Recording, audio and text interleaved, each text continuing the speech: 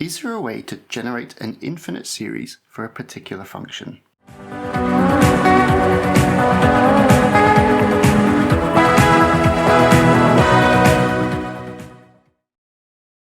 The answer is yes, we can often do this.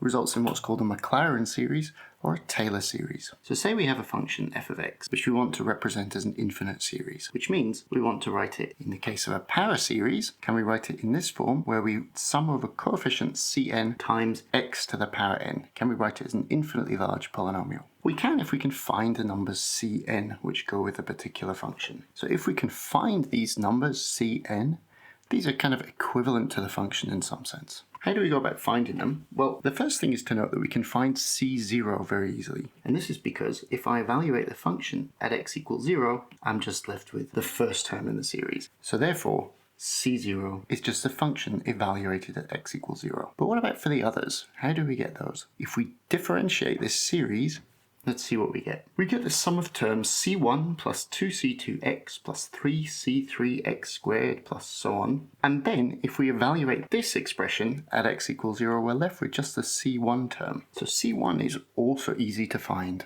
What about c2? Well, we can do the same trick again if we just differentiate the series once more. So the second derivative, differentiating term by term, then from the second derivative, if I evaluate this at x equals 0, then I'm left with just the coefficient c2 multiplied by the number 2. So therefore, c2 is a half times the second derivative of the function evaluated at x equals 0. Let's try one more to get c3, and so we can see that c3 is proportional to the third derivative of the function at x equals 0, and the number multiplying it is 1 over 3 factorial. And I write it as 3 factorial because this is the key pattern to spot. If we look at the nth term, I've now differentiated it 3 times. In order to extract the coefficient Cn, I would need to differentiate this n times. The number in front of it would then be n factorial. So from this, I can read off an expression for Cn as the nth derivative at x equals 0 divided by n factorial. And that's it. That's done. So this means I can write the function evaluated at the number x as the sum from n equals 0 to infinity of the nth derivative fn at 0 over n factorial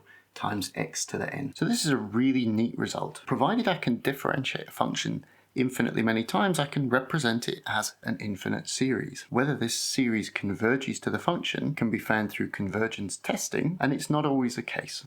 This is called a Maclaurin series. It's a special case of what's called a Taylor series, which is where instead of expanding around the point x equals 0, where I evaluated the function at x equals 0, instead a Taylor series is evaluated at some other point, where we expand it about the point x equals a. So at x equals a, all the terms on the right vanish except for the first one, which is the function evaluated at number a. And you can go through exactly the same steps to see how this works. Let's see a few examples of Maclaurin series in action. Let's find the Maclaurin series for the function f of x equals e to the x. What's the Maclaurin expansion for this? This is the easiest one because we know that if we take the first derivative, we get e to the x. If we take the second derivative, it's still e to the x, and so on. So the nth derivative of this function is just e to the x. Where we evaluate them at x equals 0, they're always equal to 1. So that means then that we can write the function e to the x as a sum of x to the n over n factorial. And in fact, we've already seen that this is convergent for all x. So this is a series expansion which converges for all x to e to the x. So this example was actually so simple, we actually didn't have to do much work to find it. Let's try find a Maclaurin series expansion for sine x. So for this, we're going to need to differentiate it quite a few times in order to spot a pattern that emerges, and then evaluate those at x equals 0. So let's just write out the first few derivatives. So by the time we get to the fourth derivative, we've gone through sine, then cos, then minus sine, minus cos, back to sine again.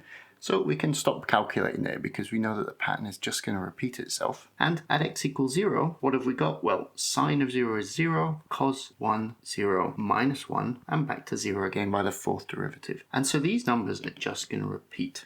thereafter. So when we come to evaluate the series, then half the terms are equal to 0. So let's just write out the first few of these. So we notice that it only consists of odd powers of x. All the even powers of x vanish, and we're left with an alternating series where we have x minus 1 over 3 factorial x cubed plus 1 over 5 factorial x to the 5 minus 1 over 7 factorial x to the 7 and so on. And so we need to try and write this as a sum where we have a sum over odd terms. And if we want to do that, we need to find a way of turning it, an integer n that we're going to sum over, into an odd number.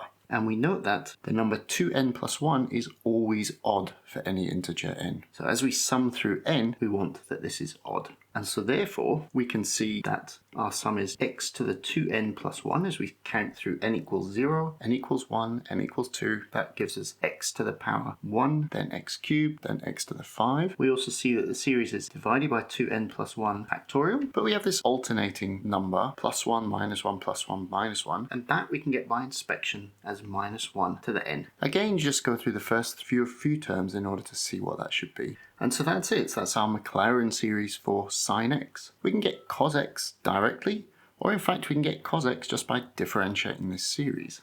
So the derivative of x to the 2n plus 1 is 2n plus 1 times x to the 2n. Now, if I expand out the 2n plus 1 factorial, I notice that the first term in that is going to cancel with the 2n plus 1 on top, and so this becomes x to the 2n over 2n factorial, and we have this alternating term, minus 1 to the power n. The cosine function consists of only even powers of x, and this makes sense because cos is an even function, sine is an odd function and consists of only odd powers of x. Okay, so we found series then for e to the x, sine x, and cos x. Let's recall Euler's formula. Does that work with power series? Well, let's write out these series. So cos is the even ones, and then we have I times the sine. Now let's interleave these so that we have increasing powers of x. So we have 1 plus I times x. Then we have a minus x squared over 2 factorial, which I'll write as ix squared over 2 factorial. So when I square the I, that will give me a minus 1. And in fact, the reason I'm doing that is because the next term is ix cubed. So I cubed is minus I. For x to the 4, if I take I to the power 4, that gives me just plus 1. And so the pattern continues. And I notice that this is exactly the series expansion that we have for e to the I times x. So this is exactly as expected, and in fact very often you'll see Euler's formula derived through the use of power series like this.